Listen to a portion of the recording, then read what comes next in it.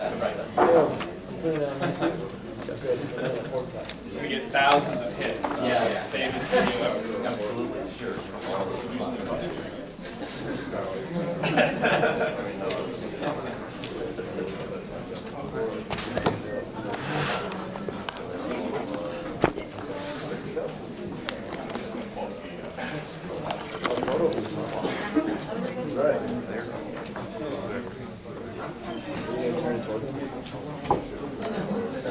All right, good morning. Welcome to the Moral and Ethical Philosophy Final Exam Help Session. Those of you who, I guess you've all met me at least once since I jumped in on the 10 but I'm Dr. Eric. What we're going to do today is go through the study guide for the short answer section. During that time, I'll be sort of alluding to every one of the quotes that's in the quote ID section as well. And then we're going to go through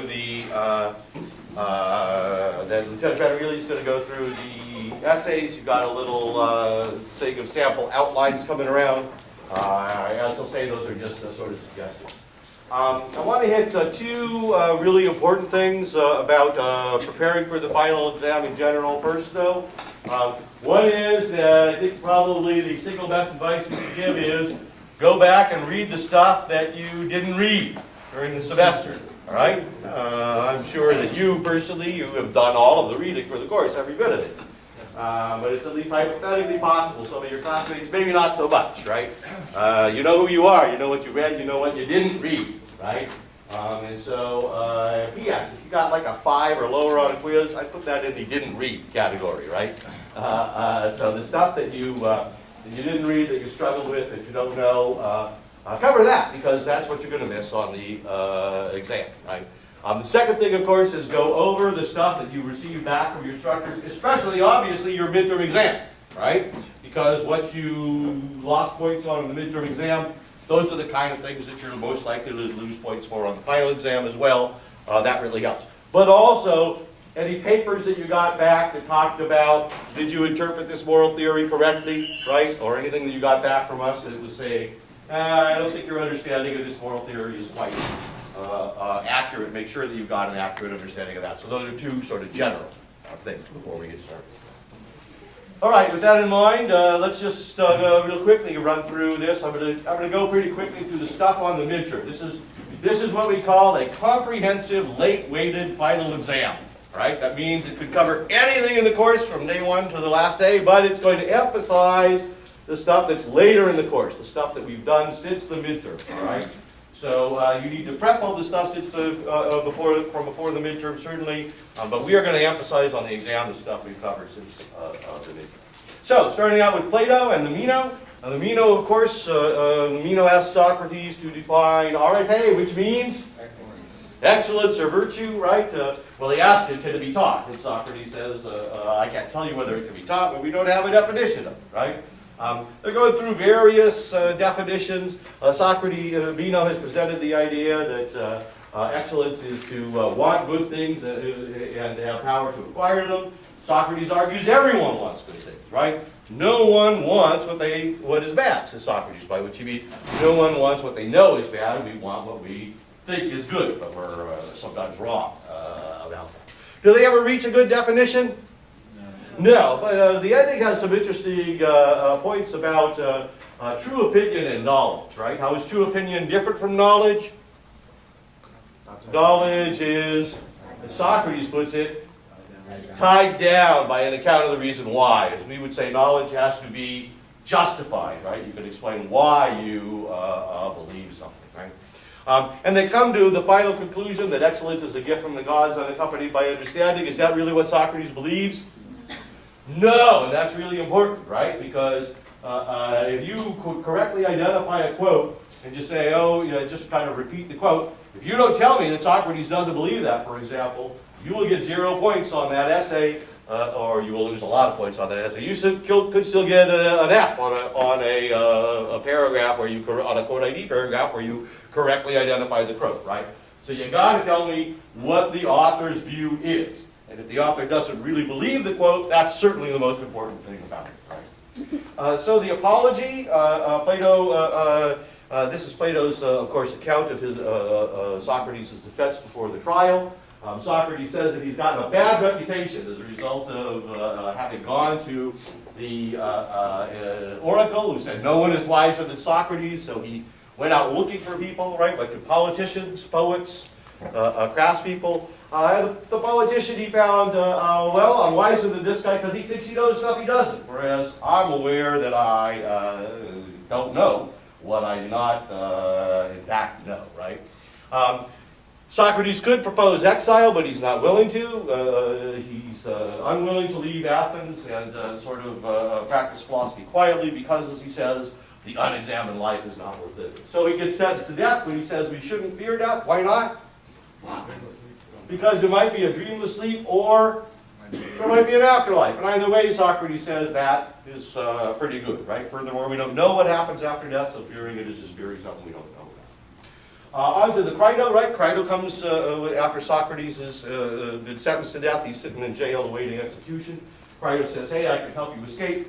And Socrates says, oh, well, you know, you'd have to persuade me about this. One of Crito's arguments is, well, if you don't escape, people will think I'm cheap. And Socrates says, well, we really shouldn't care what the majority think, right? Who's the thing that should we care about? Not the majority, but reasonable people. The one who knows, as Socrates puts it, right?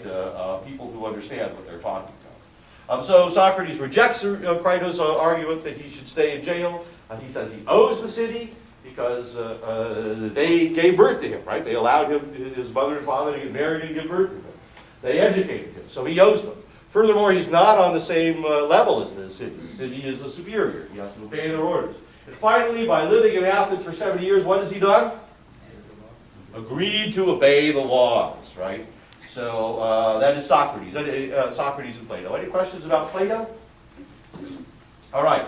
On to Rachel's and ethical egoism, right? Ethical egoism. Excuse me, let's do Poyman first. Poyman, since it's first on your study guide, right? Poyman says, well, cultural relativism claims to promote tolerance, but in fact, what would a cultural relativist say about a culture that simply lacks a principle of tolerance? By definition, that culture would be, according to cultural relativism, correct, right? So really, it can't criticize intolerant cultures.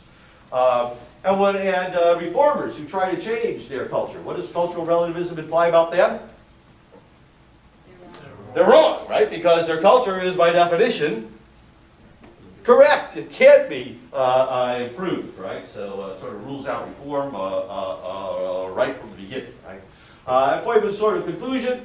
Well, do we want to really think that our culture is better than all the others? No. But we can reject that claim without rejecting the claim that, without reaching the conclusion that no cultures are better than any. So that's Poyman, cultural relativism. And then Rachel's ethical egoism, right? Ethical egoism, the view that you only have a duty to pursue your own self-interest. One argument for this says, well, we'll all be better off if we each pursue our own self-interest. What's wrong with that, according to Rachel's? We'll all be better off if we're ethical egoists. But ethical egoists, do they care whether we're all better off?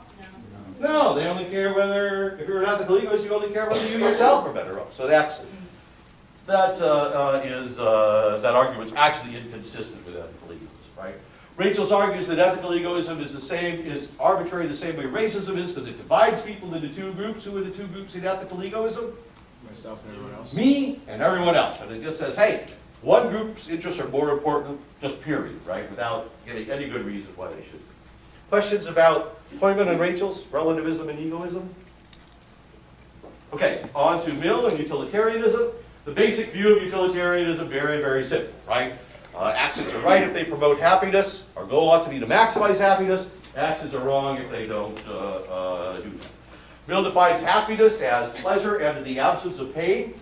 No, not pleasure in the absence of pain. Pleasure and the absence of pain, right? You don't have to be completely without pain to have happiness. That makes him what kind of utilitarianism? Hedonistic. He is a hedonistic utilitarian because he defines happiness as pleasure in the absence of pain.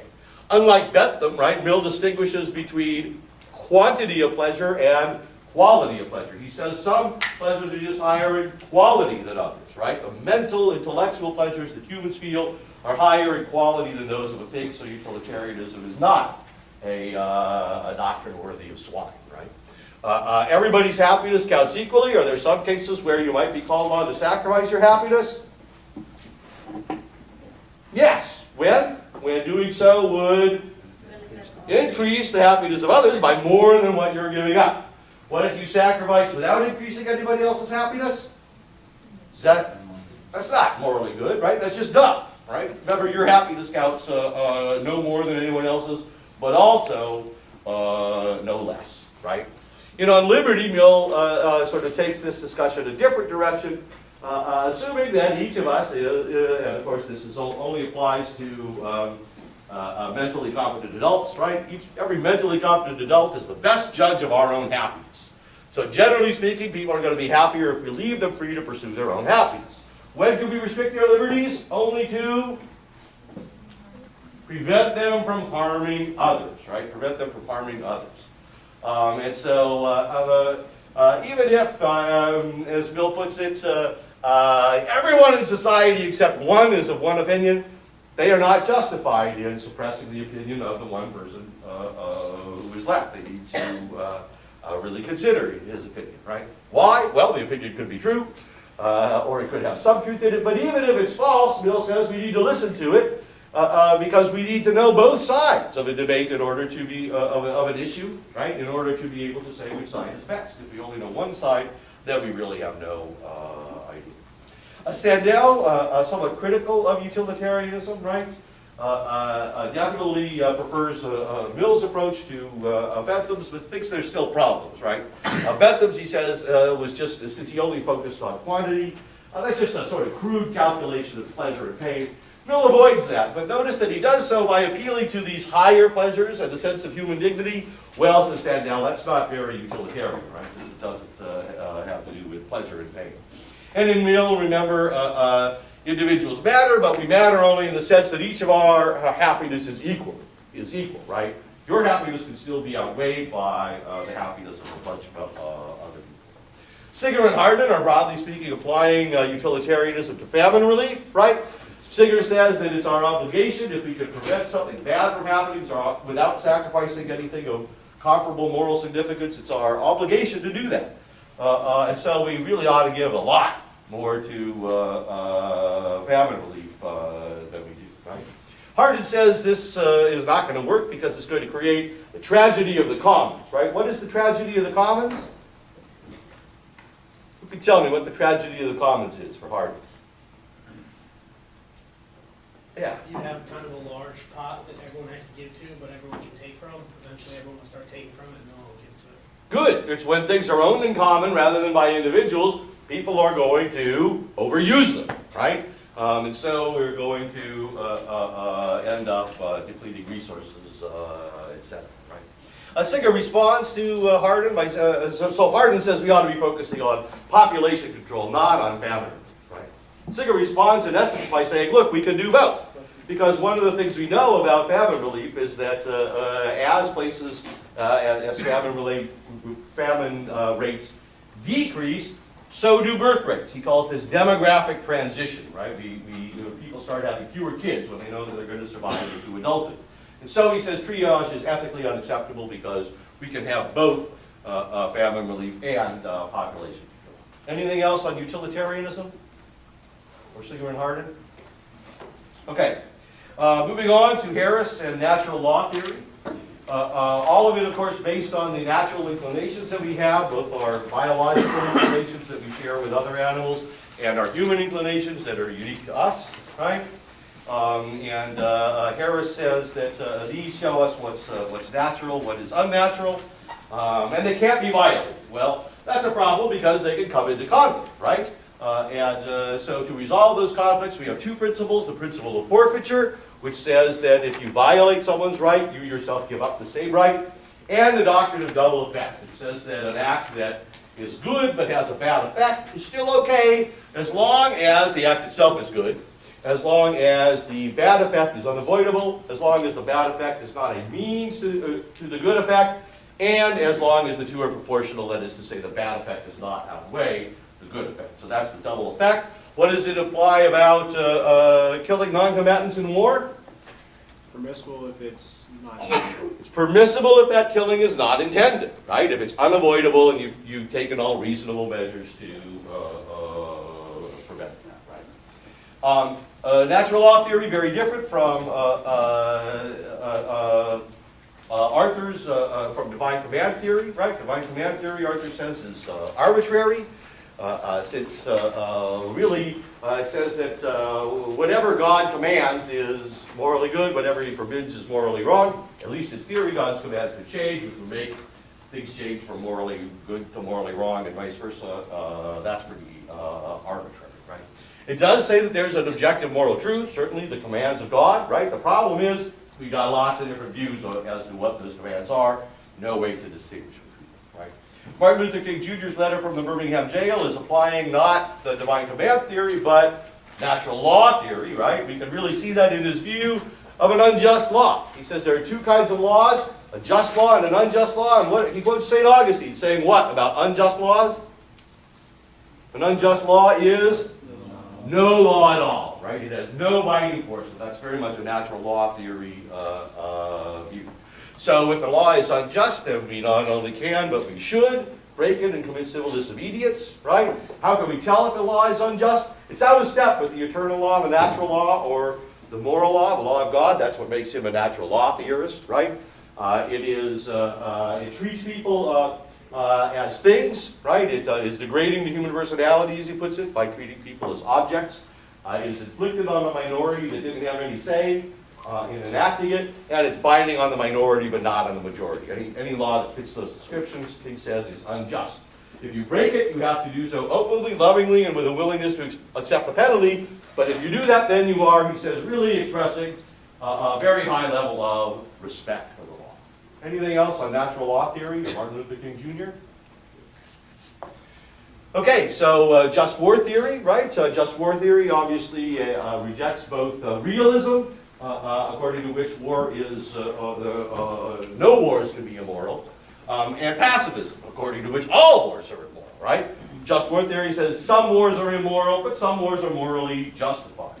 Waltzer defends it against realism by saying, look, the fact that soldiers don't often consider morality and that wars often do violate the rules of war, that doesn't mean that we shouldn't, that the rules of war aren't legitimate, any more than the fact that people drive over the speed limit means we shouldn't have a speed limit. And similarly, although some, such as Hobbes, have said that morality doesn't apply to war, really they themselves have applied morality in ways that are inconsistent with that. For example, Hobbes distinguishes between cowards and traitors in a way that pretty clearly undermines his views about the morality, that there's no morality in war.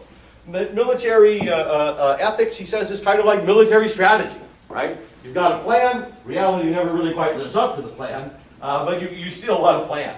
That doesn't mean the plan was illegitimate. And he uses three different accounts of the Battle of Agincourt to show that while some actions during war are debatable as to whether they are morally justified or not, they are, we could say sort of objectively that they are morally problematic. Right? So just war theory itself, the three times: use ad bellum, this is the justice of going to war; use in bello, the justice during war while you're fighting; and use post bellum, obviously justice after war. Right? The big one, the most important criterion of use ad bellum, just cause, right? That war has to be fought in response to a wrong received. Probably the most important criterion of use in bello, non-combatant immunity, right? That military force must be directed only at military targets. Non-combatants should be targeted, although, as we also said, the doctrine of double effect implies that it's okay if they are harmed unintentionally, right? Waltzer then talks about guerrilla war. Guerrilla war is very problematic for just war theory, because just war theory kind of imagines a war between two nation states. Well, guerrillas don't fight like that, right? They don't wear uniforms. The combatant non-combatant distinction is really dubious, and so he says if they do wear peasant clothes and lodge arms from behind them, they are really acting immorally, because they are making it impossible for the other side to respect the principle of non-combatant immunity. Any questions on Waltzer or just war theory? Okay, that brings us to Epictetus at Stockdale, right?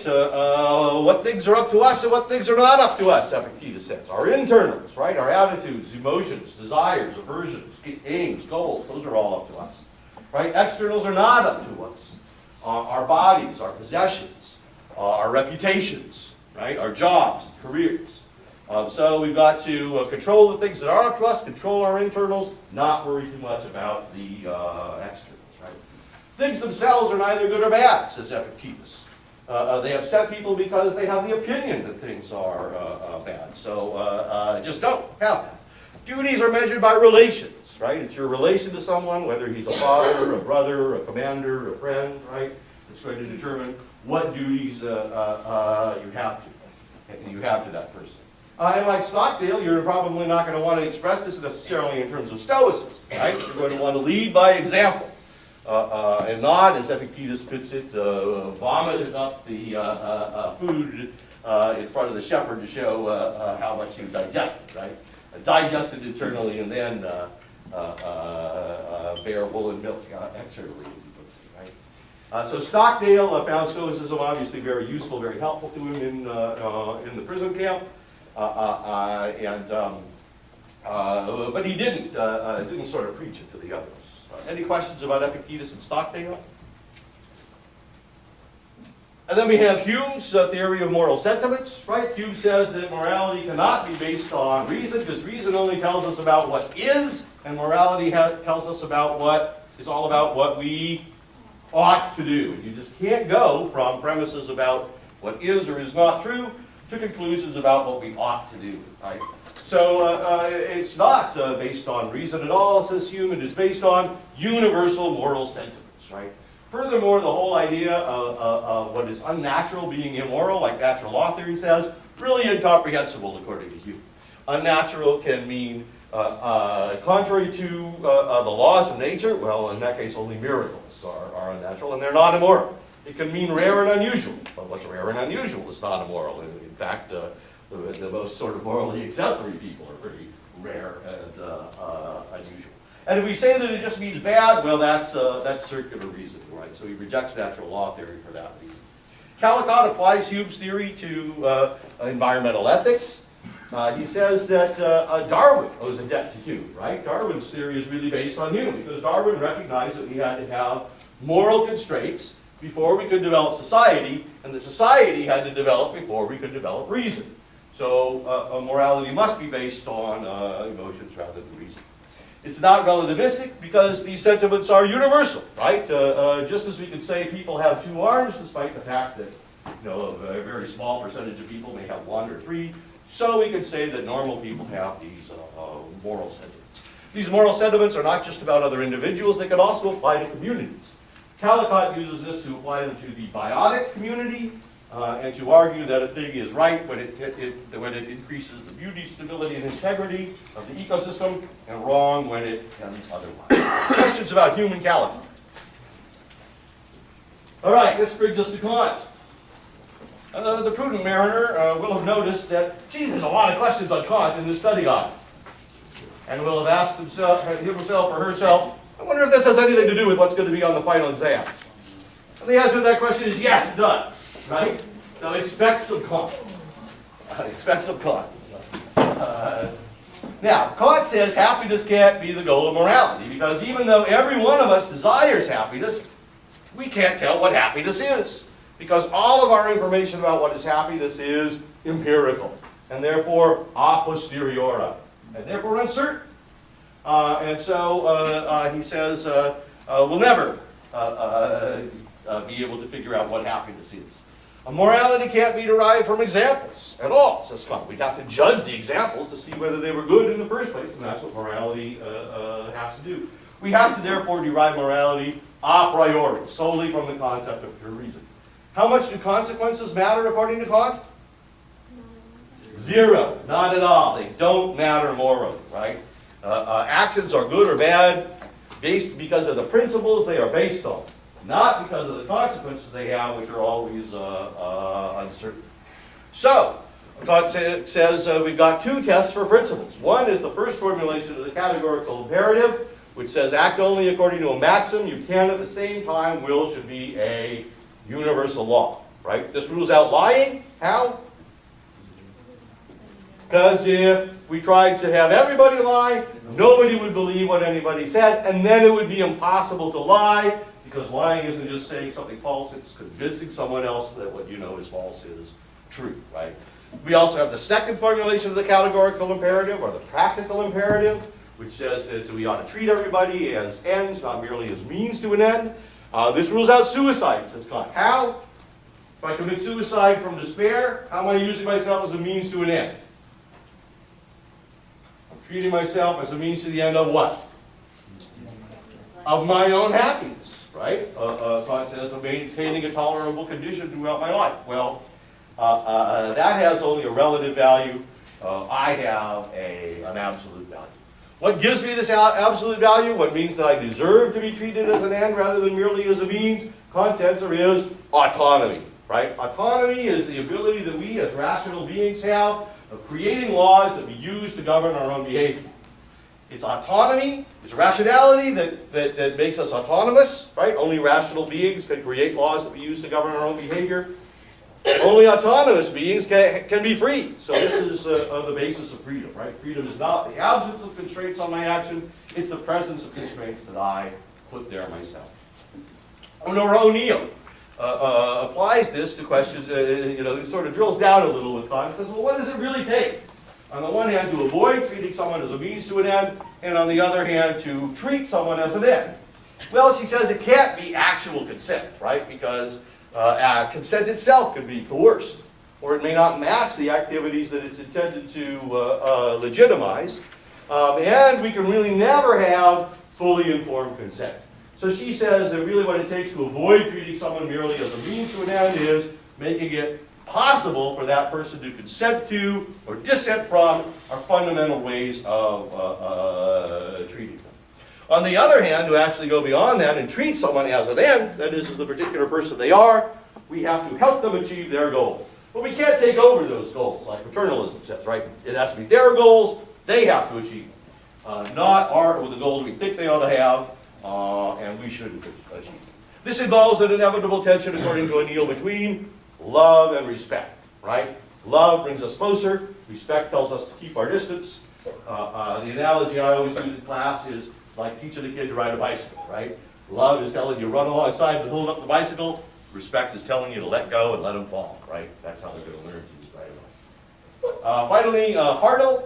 Hardin says that the rules of war are primarily Kantian and secondarily utilitarian. What shows that? The fact that we can't execute prisoners of war, even in situations where doing so would avoid a major battle, and thus pretty clearly reduce suffering.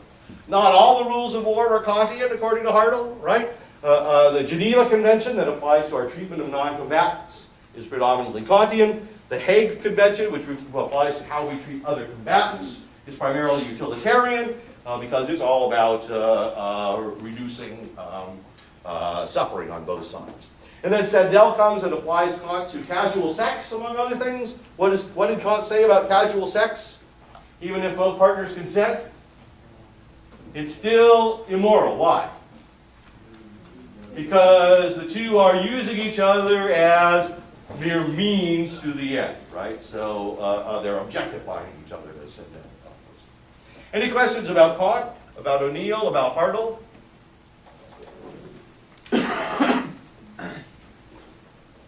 Okay, that brings us to social contract theory. We start off social contract theory with Hobbes. The state of nature is, of course, a war of every man against every man, a never-ending war of all against all. Nothing is unjust in the state of nature, right? The terms just and unjust just mean what's good for me, what's not good for me, right? Nothing can be unjust in the state of nature. But the state of nature is a never-ending war of all against all. It's really bad. We want to get out of it. How are we going to do that? I'm going to have to accept restrictions on my liberty in exchange for you accepting the same restrictions on your liberty. That is called the social contract, right?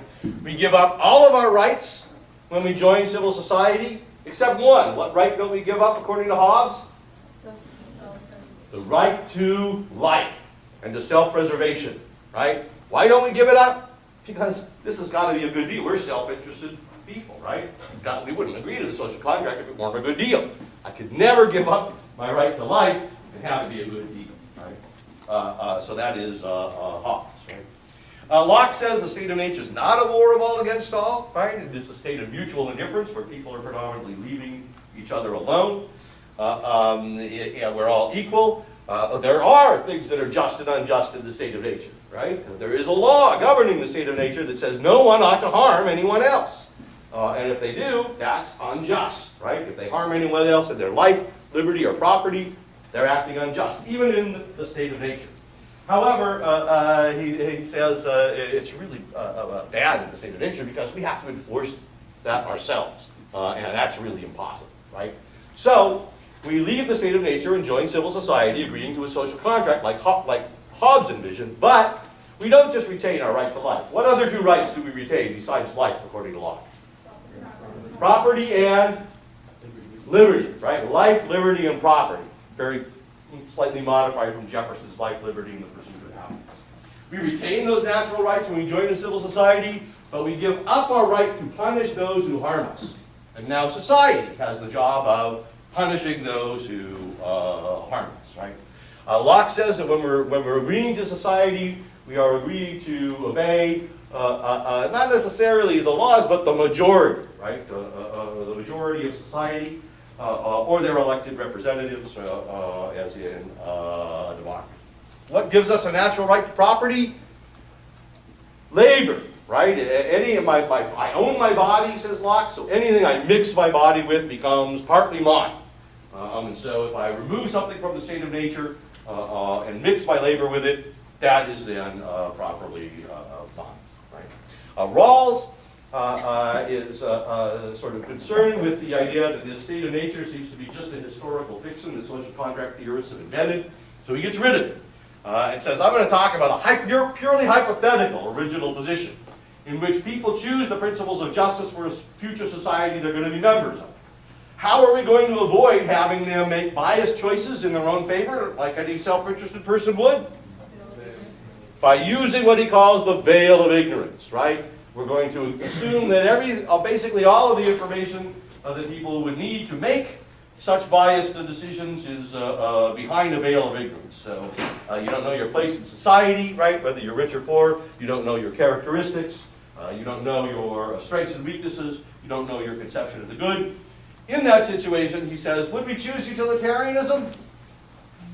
No, why not? Why wouldn't I choose utilitarianism? What might utilitarianism require me to do?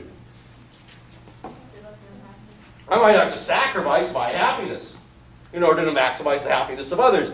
If I'm self-interested, and Rawls accepts the social contract premise that we should assume people are, I'm just not going to be willing to do that.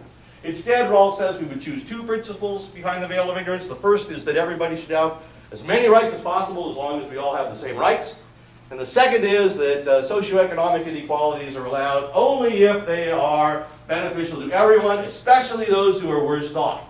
So those who are worst off have to be better off than they would be in a society with no socioeconomic inequalities where goods are distributed equally. Right? He criticizes meritocracy, as Stockdale points out, for the same reasons as he criticizes libertarianism. It distributes things, social goods, according to principle, on a basis that Rawls says is really arbitrary, right? Rawls is going to, Stockdale, is going to then apply Rawls to the argument about affirmative action, saying that, look, affirmative action, unlike racial area segregation, affirmative action doesn't violate anyone's rights. It's not, because it's not really based on prejudice or the assumption that some people are inferior to others or have fewer rights than others. Any questions about social contract theory? About Hobbes, Locke, Rawls, Stockdale? Yes? Could you explain the second thing that would be chosen behind the veil of ignorance? The second principle of justice is that socioeconomic inequalities are allowed only if they are beneficial to everybody in the society, including those who are worst off, right? So the people who are worst off still have to be better off than they would be in a socialist society that has no socioeconomic inequalities and distributes goods equally. There's at least a plausible reason why they might be better off in a society that allows for some degree of inequality, because that allows us to build in incentives, right? People will have incentives to produce more, so even though they're getting less a percentage of the social goods, they still may end up with more social goods than they would get in a society with no socioeconomic inequalities, where everybody gets the same, but for that reason there really aren't incentives to produce more. Anything else about social contract? All right, then we have feminist ethics, right? Nodding talks about natural caring. This is the emotion that we all do in fact feel. Ethical caring comes from this, right? We're obligated to care for people because we experience natural caring and we value it. We want to be cared for and we want to care for others, right? Gilligan, we read this sort of interesting experiment by Gilligan and Adenucci, which showed that there's an association between moral orientation and gender, right? Women tend to be somewhat divided among the care and justice focus, but men tend really towards the justice focus, not so much towards the care focus, right? The justice focus, not that that's not important, makes important points, especially about inequality and oppression, but the care focus draws attention to the problem of abandonment, which we don't really see so much in the justice focus, right? Marianne Warren then applies this to environmental ethics, saying that the domination, the sort of historical domination of women in nature has really been based on the same thing, namely a logic of domination that says if one thing is superior, if one person is in some way superior to another, then they are justified in dominating the other. He says that's a really problematic questions about feminist ethics? Yes. Who said logic of domination? Logic of domination is Warren, right? She says that it's one of the elements of any oppressive conceptual framework. And really the only one that she thinks is really highly morally problematic. All right, finally Aristotle and virtue ethics. Aristotle is going to say that ethics is not a very precise science. So while he's offering us definitions, these are not definitions that would necessarily meet the very strict criteria of Socrates. They're only true in general, right? How do we acquire moral virtues, moral excellence? By developing good habits, right? By developing good habits, by repeatedly acting morally, right? That allows us to acquire virtues, right? Excellences. Those are the qualities or characteristics we need to fulfill our function. What's the human function? To reason, right? So every moral virtue, every virtue is a way of allowing us to reason. The intellectual virtues allow us to think rationally. The moral virtues allow us to act rationally. They do so by enabling us to reach the mean, right? Every virtue or excellence is a mean between excess and deficiency. It's always on one side or the other, right? And we got to take into account our natural tendencies and do what? Steer against them. Steer in the opposite way, because our natural tendencies will point us to one of the extremes or the other. All of this applies only to voluntary actions, but Aristotle says almost all of our actions are voluntary, right? Only those done, only those that are forced, where the source of motion is external and the agent contributes nothing, or those that are done when the agent is ignorant of the particulars and feels pain and regret later. Those are the only ones that are not voluntary. McIntyre is going to sort of apply this to patriotism. Patriotism itself is a mean between extremes. It's a mean between blind loyalty on the one hand and mere devotion to a universal cause on the other.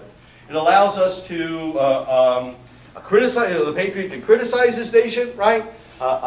Certainly the current government and the current policies of the government, but it can't criticize us, as McIntyre puts it, the nation conceived as a project, right? The nation conceived as a project is something that can't be criticized by patriots.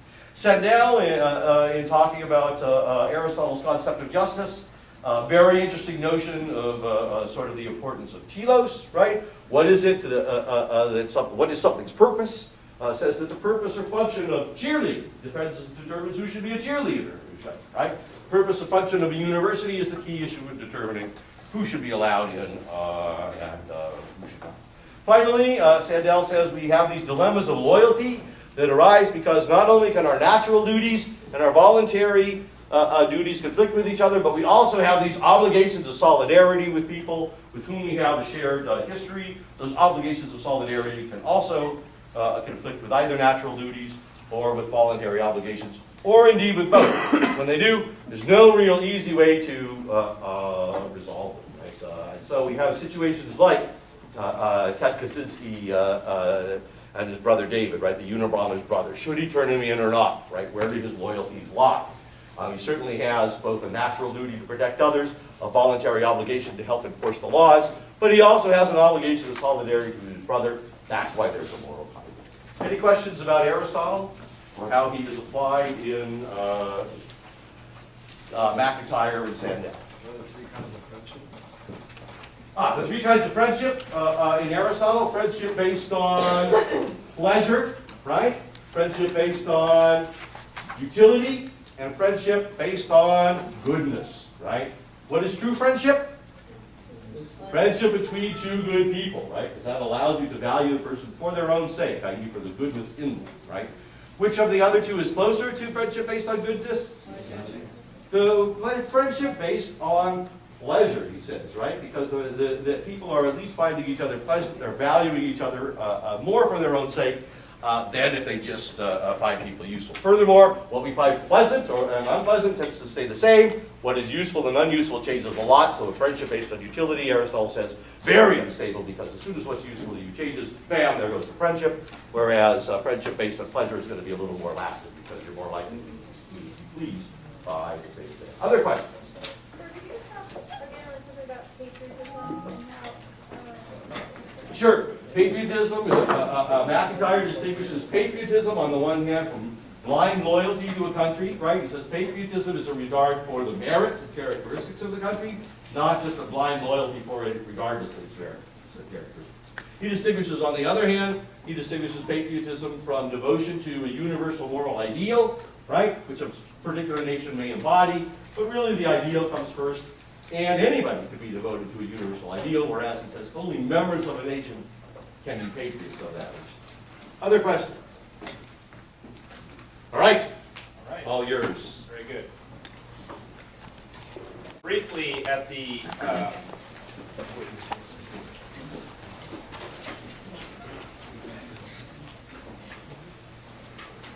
Yes.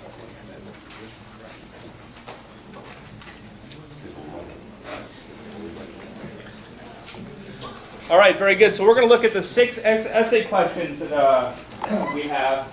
You will only write on one of these in the final exam. One of these. Okay, one of these 6.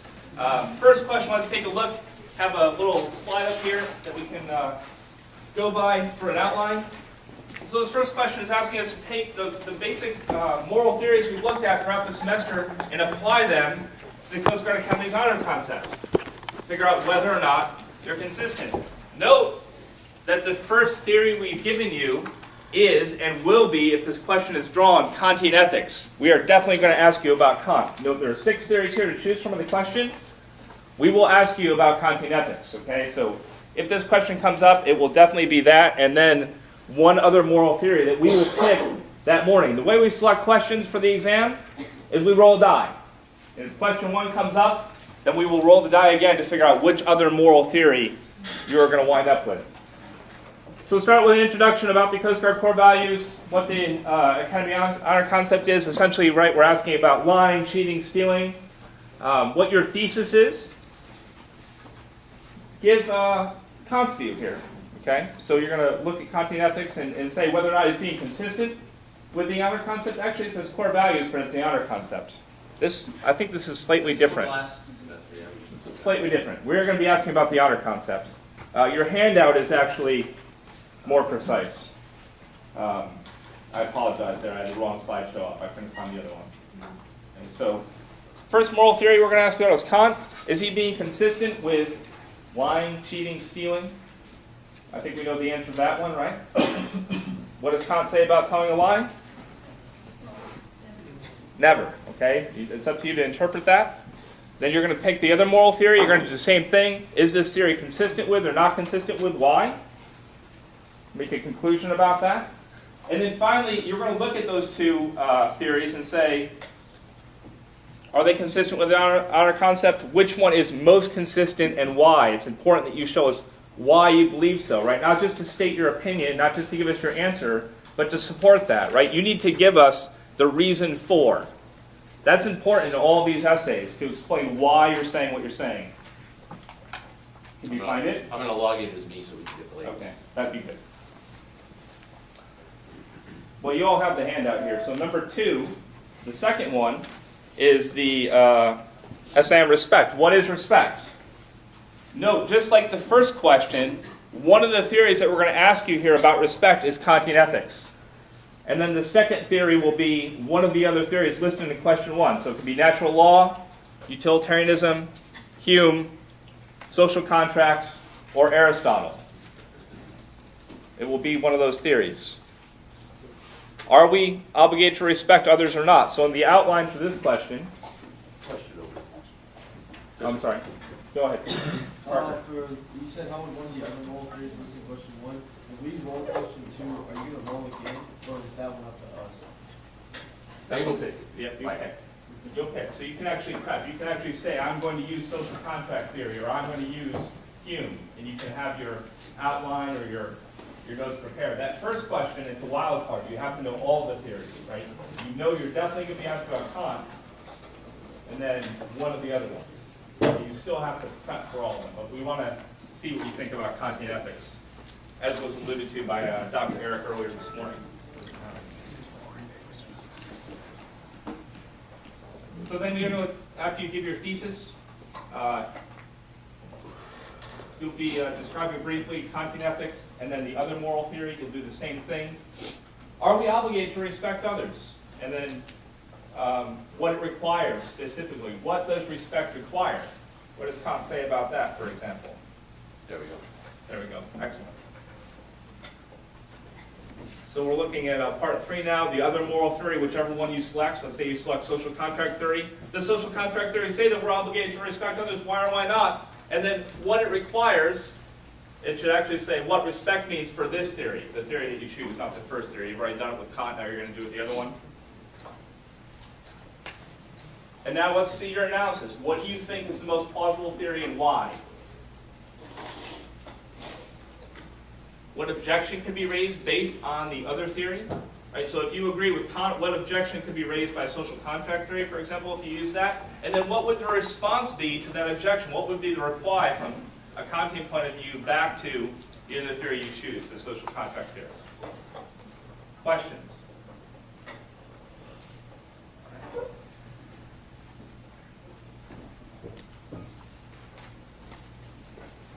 The third essay is about what role emotion should play, if any. So here are the different theorists that you use in your introduction. Hume, Kant, Aristotle, what are their basic views? What is your thesis here? What do you think about this? And now we're going to look at the 3 different views. What does Hume say about emotions? What role, if any, should they play? What's his relation between emotion and reason?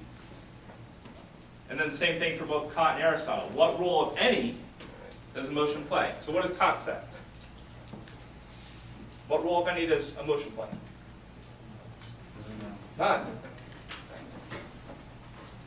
Then you need to look at these 3 views and assess whose view is the most correct, and again give your supporting reasons for why you believe so. Why is the case? Now note, after that, how would one of the other 2 object? So if you agree with Hume, how would either Kant or Aristotle object to what Hume has said? And how you would reply to that? And then you conclude. That's question 3.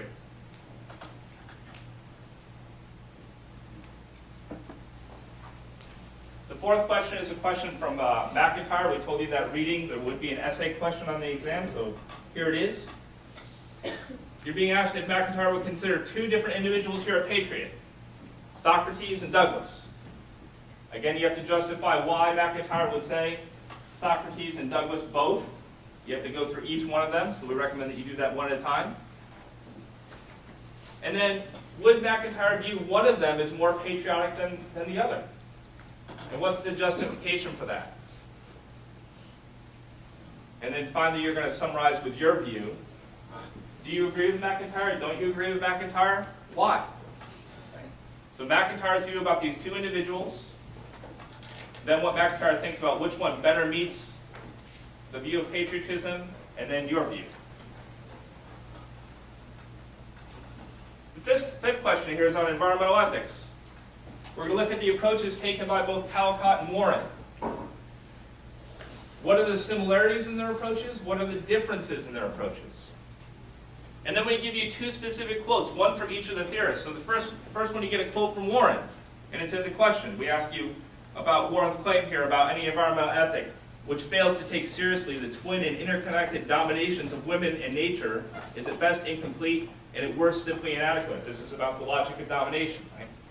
So that's her quote. How would Callicott respond to that? And then similarly for Warren, how would Warren respond to Callicott's quote that's given in the question? And then finally, we're going to conclude with what's your view? Who do you agree more with? And then why? And note also that final question there, how would the other reply? Right? We're always looking for here a few key components. Okay, you're going to put forward the view, you're going to put forward a challenge to the view, and then you're going to put another counter-argument back, right? In all these questions, you see that, where you have to answer the question from different perspectives. Don't leave out any one of those parts. Okay? Yeah. And then finally, this last question is an interpretive question. It's a little bit different than the other questions that you've seen in the course on the midterm. We're giving you something that you didn't read, right? We're giving you a piece by Callicott, just a little bit of his text. He's a critic of social contract theory. And then we're asking you to pick one of the three social contract theory views that we used: Hobbes, Locke, Rawls, and Class. You're going to describe the view, explain how that particular theorist would respond to Callicott's criticism, challenging social contract theory, and all these different groups that it leaves out, like children and disabled. And then, do you think that the view of Hobbes, Locke, or Rawls will be convincing? And explain why. And that's really the format of those essays. So Dr. Eric took you very nicely through all the theorists very quickly and what their views were. And here we're going to ask you to apply that in an essay format again, with explaining the view, explaining another view, and then challenging why. Questions about the essay portion of the exam? So again, if it's question number one, it will definitely be Immanuel Kant and then one of the other theorists. That's new information that you just got today, right? That's not what it says on your study guide. It says that we'll roll the die twice. Now you know that we're only going to roll the die once to determine which theorist other than Kant you will use. So you can go ahead and prep the Kant for sure on question number one. Be ready for the others, right? But you can write out the Kant in its entirety. Other questions about the exam? I just want to verify. There's only going to be 2 of those 6 shown on the test. We have to pick one of those 2 to write, or are we writing 2 essays? You're going to write one essay. You will be writing one essay. You will write one essay. Okay. So one essay. Oh, and remember, on the quote IDs, I think your study guide pretty clearly says we're going to give you what? 5, pick 4? Is that what it says? Yeah, give you 5, write 4. Beginning of the quote ID section. Yeah. We'll give you 5. You will pick 4 and only 4. All right. You may not do 5 and have us pick the best 4. In fact, if you do 5, we will take the worst 4. We will take the worst 4. All right? Don't do that. Why is that? Because it's our feeling that people who don't follow instructions deserve to be penalized for that. All right. And if it happens that your first, we don't want to take the first 4 because some people, the 5th one might be the best one. Some people, it might be the worst one. Right. So what we're going to do, if you do all 5, we will take your lowest 4 scores. All right? So don't do that. It's in bold. It's underlined on your study guide. It will be in bold and underlined on the final exam too. All right? We're going to give you 5 quotes. Pick 4 and only 4. I know the midterm study guide said nothing about fill in the blank on their work. Are they going to fill in the blank on the final exam as well? Well, it said Short study guide for fill in the blank and short answer section. So, yeah, and that'll be drawn from that first 2 pages, right? The fill in the blank and short answer section. So make sure you go through. If you go through those first 2 pages, you should kick butt on the fill in the blank quiz. We really struggled with it on the midterm exam, right? We did a lot better on the short answer than on the fill in the blank, but it really should be pretty easy, right? So, Yeah. as long as you've done the study guide, done that, the study guide for the first couple pages, you should be good to go. Because they'll all be drawn right from that. Now, they won't be asked in exactly the same way, right? That you asked for this, you know, instead of asking what is the meaning of the Greek term arete, I might ask what Greek term is translated excellence or virtue, like, right? You would need to know arete. So, you know, you could ask it not necessarily the way it appears in it. Don't let that throw you. Other questions about the exam?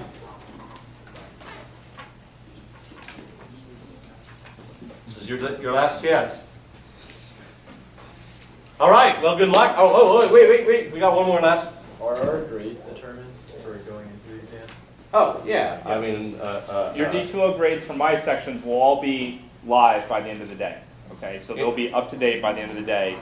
I told you that I would have them up there, and they will be up there. So. and mine will not be, but if you want to know I can give you your grade average going into the final exam. If you want to know that, come see me now or after the exam. All right. Okay. Thanks for coming to the help session. Good luck on the final exam.